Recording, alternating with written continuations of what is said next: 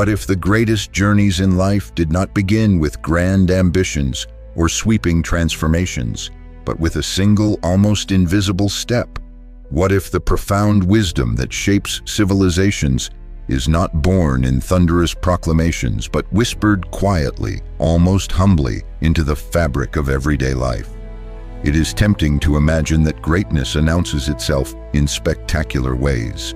Yet Confucius, one of history's most revered philosophers, suggests a far different path, a path that begins with small steps. In an age where we are conditioned to seek rapid success, instant recognition, and monumental change, the notion that the smallest of beginnings could bear the most profound fruit seems almost quaint. But it is here that Confucius invites us to reconsider. True transformation, he teaches, does not erupt. It unfolds almost imperceptibly. It is not found in a singular moment of brilliance, but in the quiet perseverance of everyday virtue. Confucius lived during a time of political chaos and social disintegration. The world around him was fractured, marred by corruption and the decay of ancient institutions.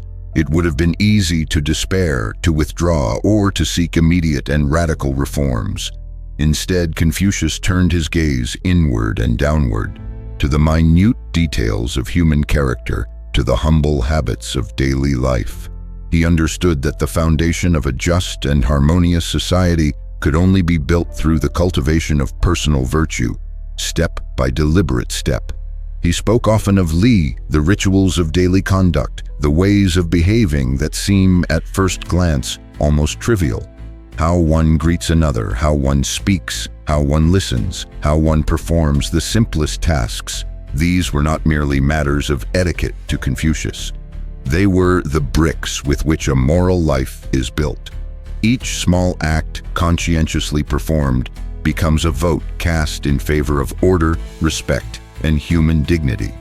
The idea is deceptively simple, but it demands an extraordinary kind of faith. Faith that the invisible accumulates, that the unseen builds up into the visible, that character is not a spontaneous gift, but a construction, brick by careful brick. One does not become wise overnight. One becomes wise through the discipline of thought, through the patience of learning, through the humility of repeated small gestures.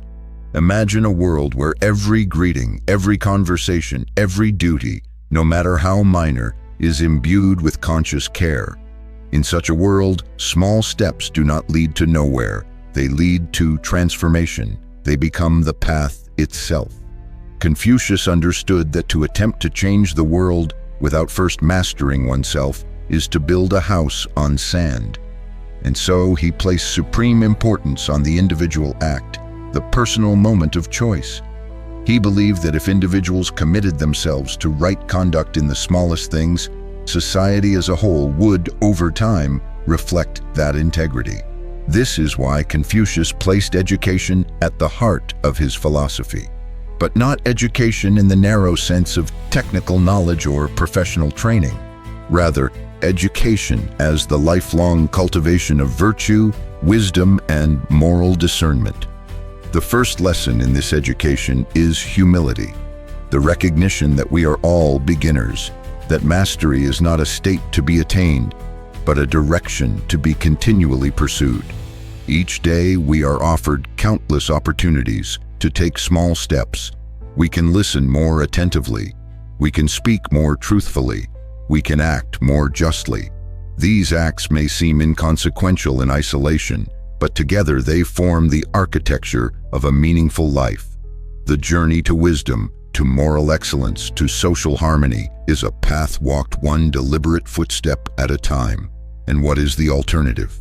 A world where grand declarations mask personal indifference. A world where great plans crumble for lack of inner discipline. A world where ideals are betrayed because no one tended to the roots from which ideals grow. In the teachings of Confucius, there is a quiet revolution. Not a revolution of fire and fury, but a revolution of everyday nobility. A revolution that does not shout, but whispers, that does not demand, but invites, that does not seek to overwhelm, but to patiently persuade. This philosophy is profoundly hopeful. It suggests that no matter how daunting the task ahead, no matter how broken the world appears, change is always within reach, not by seizing the heavens, but by stepping forward here on earth, in the ordinary moments of an ordinary day. Confucius reminds us that the greatest art is to live rightly, and that living rightly begins now, wherever we are, with whatever we have. We do not need to wait for the perfect opportunity. We do not need to wait until we are stronger, wiser, richer, or more influential. The path is already beneath our feet.